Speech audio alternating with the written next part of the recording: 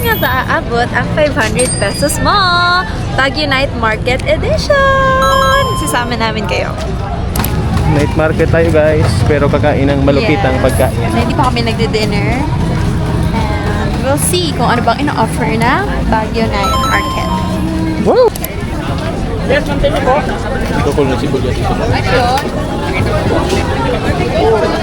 Ano na lang po? Bicol Express with rice. Isa. Dine-in. Yun guys, ito kami order ng aming first meal. Ito yung kanilang mga presyo. And nandito sila sa sulok. Ayan, our first meal. Tapos mamaya magtatry pa tayo ng iba. Ito guys, ang aming first meal. Hindi ko pa nag-pray. Sisi, Bicol Express. Kahit taga Bicol naman. And meron tayong sariling Bicol Express. Ito guys, Bicol Express. Isang order lang in-order namin para marami kaming matry na pagkain and share lang.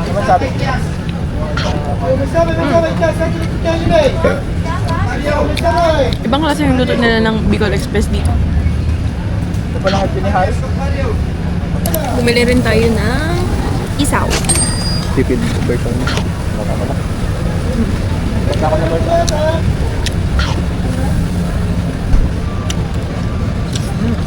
So, ang aming first meal ay nasa stall 63. Kaya kung punta kayo ng night market, make sure to visit guys.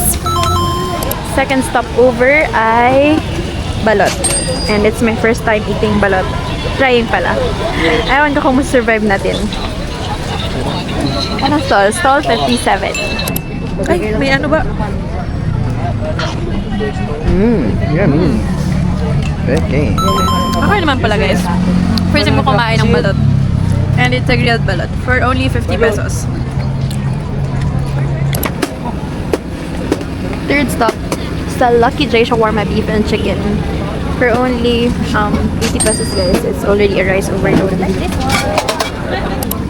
So ito na guys, yung rice overload sa shawarma. And si Baba naman magbumukbang ngayon. Ito try niya. Taste test. First bite, first bite.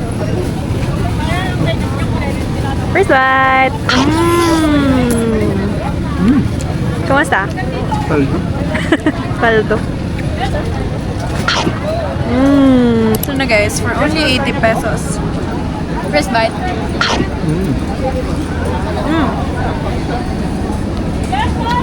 Overload 80 lang guys.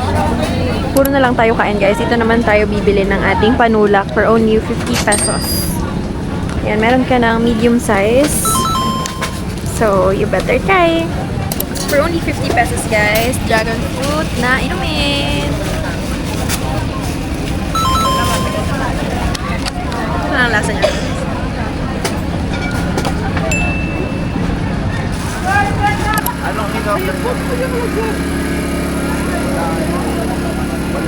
So, ang ating pang-apat na nabili guys ay ang 10-coin pancake. 10 coin ba? 10 won. Ang ating pang-apat na nabili guys ay ang 10 won pancake. Mozzarella lang ito guys. First bite. Wow!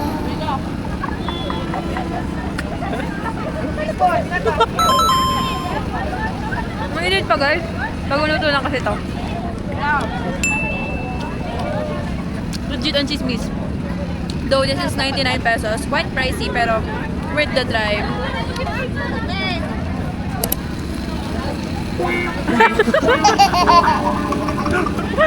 Second bite. Wow!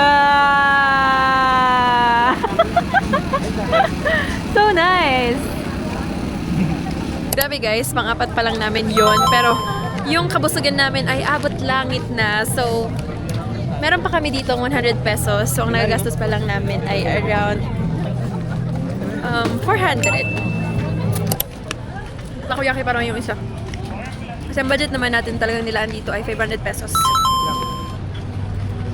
Pero it's sulit na, di ba, Baba? Right? Para kaming kumain na sa Anli.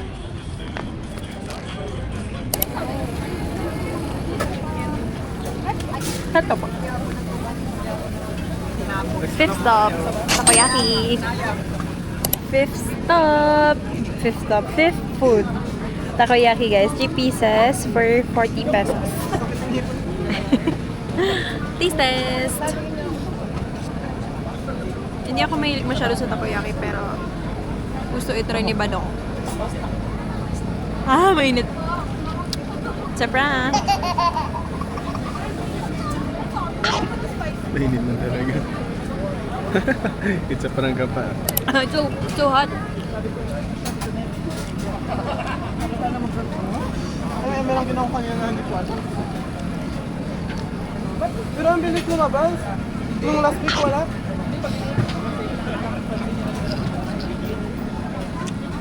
Marang. Around. Pang-anim. Dessert na si Dodong. Ah, tip. Dessert na si Dodong. Tanghulo. Yes. Oo. Bye. Tanghulo, guys. Taste test natin. Dito tayo sa gilid. Kasi may mga bumibili rin. Dito. Para medyo may lighting pa. First bite.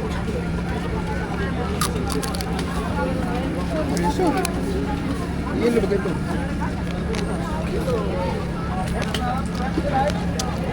Ang gulo.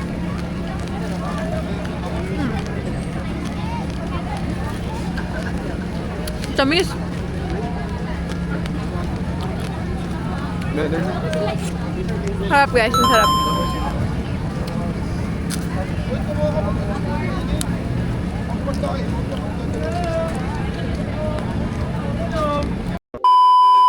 So that ends our Baguio night market hopping. Naubos namin guys ang 500 and naka-anim kaming pagkain. Una ay yung rice meal, sunod ay yung grilled balot, meron pang, ang tawag doon? Overload. May overload na shawarma rice, tapos nag 10 won coin, and then takoyaki at tanghulo. So that ends our vlog. See you in our next video. Bye!